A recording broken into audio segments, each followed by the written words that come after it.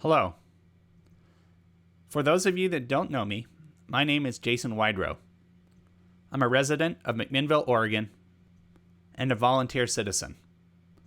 It's my personal belief that every person in this world can help make a positive difference in some way, shape, or form.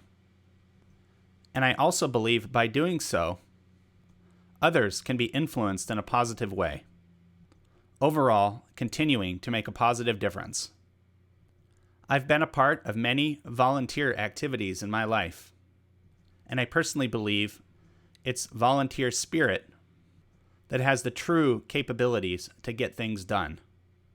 I do believe there's a difference working from the heart or working for a paycheck. In this brief video, I want to share with you what we did in our community. On March 8, 2020, our state governor, Kate Brown, issued a state of emergency. On this day, it really took some time to absorb what was actually happening. As a matter of fact, many of us seemed uncertain what was happening, including myself. Nearly 2 weeks had passed, and I think we recognized this wasn't going away overnight. So I thought to myself, I obviously can't solve this whole problem. But what can I do to help? I was seeing reports in our community that there were no masks, or masks were very limited to prevent the spreading of COVID-19. And all the shelves in the community were empty of necessary masks. They had just been sold out. A light bulb went off, and I recall my mother-in-law is a seamstress.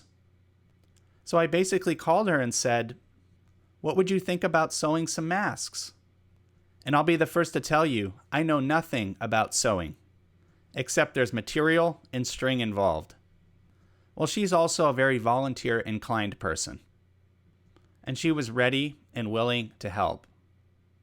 So I went to our local fabric store and purchased over $200 worth of materials. Pretty much everything I could find in stock that was useful for the purpose of making quality masks.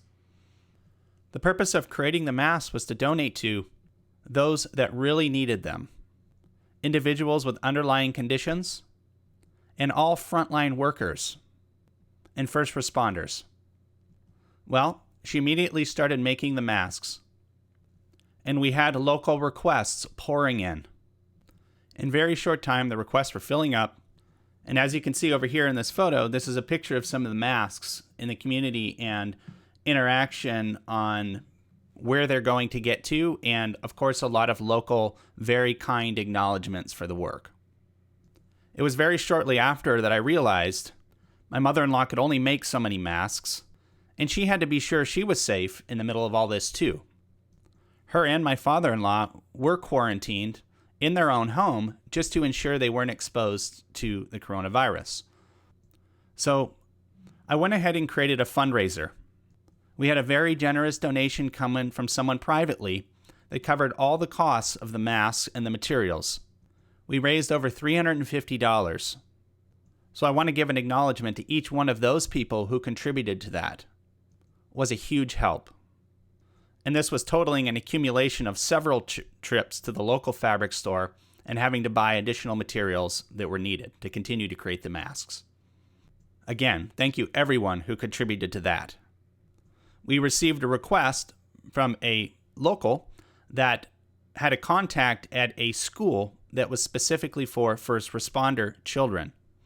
And this was one of the exact reasons we made the masks, because we knew there were very specific people that were going to need them that were supporting first responders. And what you're looking at here in this picture is a batch that went to that group of teachers. This is one example of many that we did and are continuing to do. In an emergency, my mother-in-law's sewing machine broke. On a Saturday afternoon in the middle of all this, yes, that's me, we had to run to the sewing shop and had a complimentary, very helpful fix from the owner. It was the first time we ever met, but his shop is named Boersma, as you can see in the description up here. This is another example of the community coming together and each individual doing the part that they can to help. I don't ever believe that there's one person that can solve a big problem by theirself. Although it might give the appearance sometime, there are always many working parts behind the scenes. There's a local community Facebook group called Action and Mac, created and run by Aaron and Heidi Parker. That's Heidi Parker and Aaron Orto.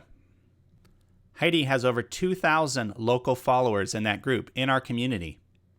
And with this group, we were able to promote and find even more people that needed the masks. So thank you, Heidi, for creating that group and making an interface for us to communicate to more people. Yes, in the midst of all this, we even had some fun. For those of you that don't know me, I dig unicorns. They're cool. This was a mask that was made just for me. It wasn't shortly after continuation of creation of masks and getting them out to as many people as we could that our local primary newspaper contacted us. And in that picture, that's the front page of the newspaper, and that's my mother-in-law, and those are the masks that we're distributing. I'm not creating this video to say we're cool. I'm creating this video, one, to acknowledge everyone that helped participate and make this possible, and two, to let you know that you can do something to make a difference. When I started this idea with my mother-in-law, I had no idea if anyone would even respond to us or think we were serious about what we were doing. But it was the very fact that I took a step forward and went for it regardless, solely because I wanted to help. And here's the online version of the newspaper article, which was a really nicely written article. Thank you, News Register, for noting all of the individuals and groups that were helping in this effort. It was evident that this movement of making masks caught on like wildfire. And I'm not saying we're the first people to think of this, and that surely isn't what this is about. So I'm going to end this video by saying that every single person out there can make a difference. You can make a positive change, and sometimes all it takes is starting with an idea. And everyone plays their part. Thank you for watching, and I hope you felt this video was enjoyable to watch, and maybe you learned something from it. Either way, thank you, and until next time, have a great day. And we look forward to seeing you on the other side of COVID-19.